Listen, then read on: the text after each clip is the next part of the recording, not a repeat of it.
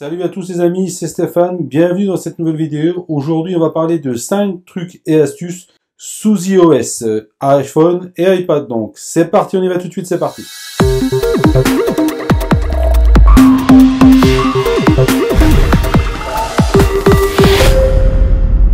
Donc la première astuce va concerner l'application Mail. Donc pour rédiger un message, vous savez que vous pouvez ici appuyer sur le petit raccourci qui est ici. J'arrive dans mon nouveau message, je vais marquer n'importe quoi, tuto, allez hop, tuto. Mais il se trouve que je veux, non pas tutoyer, il se trouve que je veux revenir à, aux boîtes de réception. Donc il suffit que je fasse un maintien, appuie ici sur nouveau message, que je glisse la fenêtre, et vous voyez mon nouveau message ici, et je reviens dans mes différentes boîtes de réception. Donc je peux faire la même chose plusieurs fois. Donc si je veux par contre recommencer, je recommence, là avec une autre adresse mail, je fais iOS, voilà, iOS, tac, donc il me propose, donc je fais pareil, je viens ici en nouveau message que je descends comme ça, et voilà, j'ai mes deux brouillons qui sont là, et ma boîte de réception qui est là. Alors ce qu'il y a de bien aussi, c'est que si je veux voir tout ça en une seule vue, je viens appuyer ici, et vous voyez, vous avez un multi-fenêtrage sur l'application Mail avec vos deux brouillons qui sont en cours ici et votre boîte de réception ici, donc vous pouvez évidemment afficher comme vous voulez, etc., etc.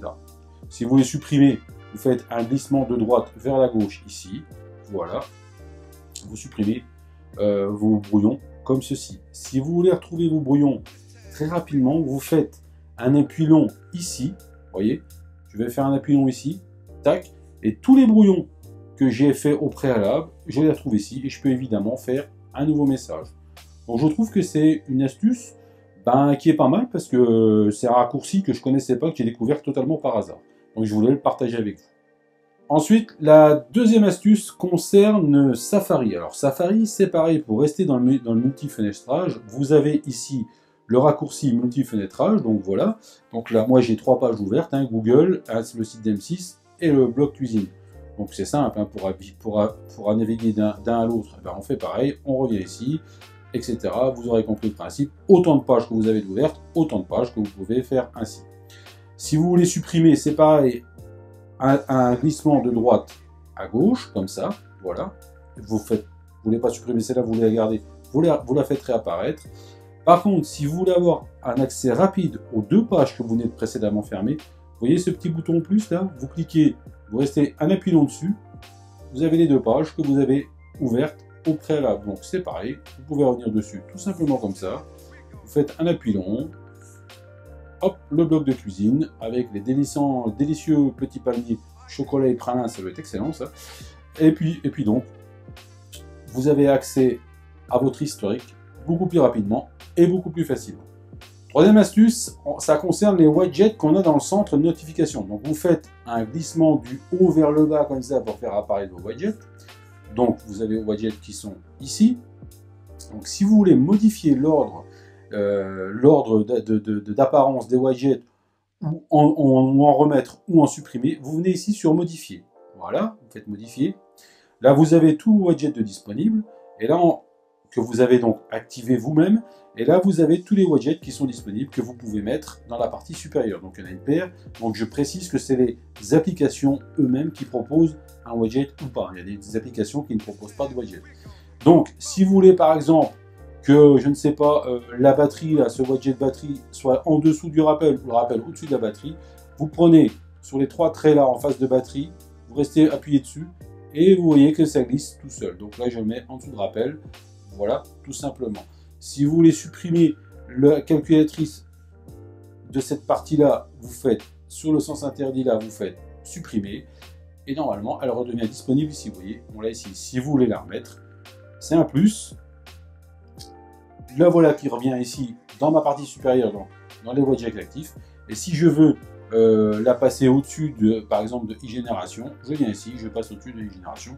Ou si je veux la mettre tout au-dessus, je la mets tout au-dessus.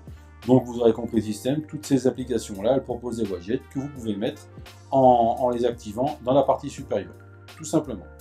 Une fois que c'est fait, vous faites OK, Et voilà, vous revenez ici, vous revenez dans votre centre de notification avec toutes vos widgets que vous aurez au préalablement activés.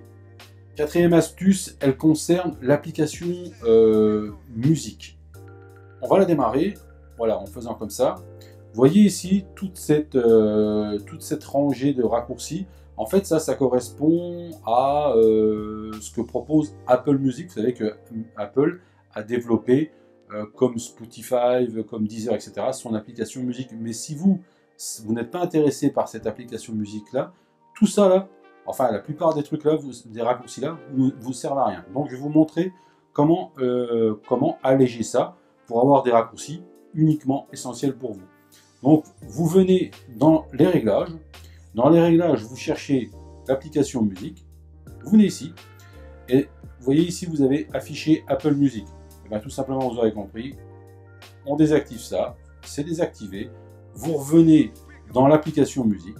Vous voyez, et instantanément, vous voyez, ça a changé. Vous avez uniquement l'essentiel de ce qui vous intéresse en bas, ici. Pour rester dans, dans l'application musique, si vous avez envie que la musique, elle s'arrête au bout de tant de temps, par exemple 30 minutes, 1 heure, 1 heure et demie, ou 10 minutes, vous avez une solution. Vous venez ici dans sonnerie. Au lieu de choisir une sonnerie, vous faites arrêter la lecture. Donc vous venez dans arrêter la lecture, vous faites choisir. Là, vous choisissez le temps que vous souhaitez que la musique s'arrête. Par exemple, je vais mettre 20 minutes, hein, par défaut c'était 30 minutes, mais là je vais mettre 20 minutes. Vous faites démarrer. Et là, au bout de 20 minutes, la musique que vous aurez lancée, admettons, en vous couchant le soir ou en étant dans votre canapé tranquille, etc.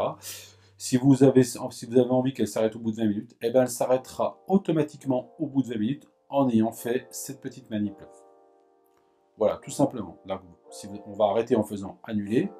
Voilà, là, par défaut, il est resté sur arrêter la lecture. Si vous voulez reconfigurer une sonnerie pour le minuteur, par exemple, je sais pas, on va prendre soit. Voilà, vous faites choisir. Et là, la sonnerie soit. Au bout du temps de cuisson des magnifiques palmiers pralin chocolat qu'on a vu dans le bloc de cuisine, ben, voilà, 20 minutes de cuisson, vous mettrez sur 20 minutes, vous faites sur démarrer, et voilà, et le minuteur est lancé sur 20 minutes. Et donc voilà les amis, j'espère que ces 5 trucs et astuces sous iOS, donc aussi bien sur iPhone que sur iPad, vous auront plu. N'hésitez pas à mettre un pouce bleu si vous avez aimé cette vidéo, n'hésitez pas à vous abonner à ma chaîne YouTube, ça me fera plaisir, ça me fera encore plus plaisir. Les liens de mes réseaux sociaux, Facebook, Twitter, Instagram sont en dessous de cette vidéo dans la description. Et puis si vous voulez partager avec vos amis sur les différents réseaux sociaux ces 5 trucs et astuces, ça me fera super plaisir. Donc voilà les amis, je vous dis à très bientôt pour une prochaine vidéo. Bye bye et plein de bonnes choses à vous. Bye bye.